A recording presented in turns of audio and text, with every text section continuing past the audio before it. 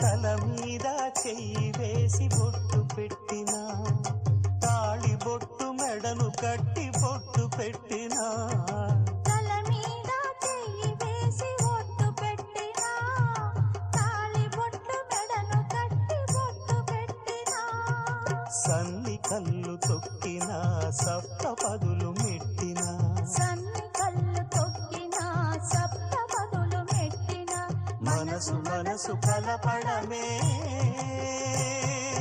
మంత్రం పరమార్థం.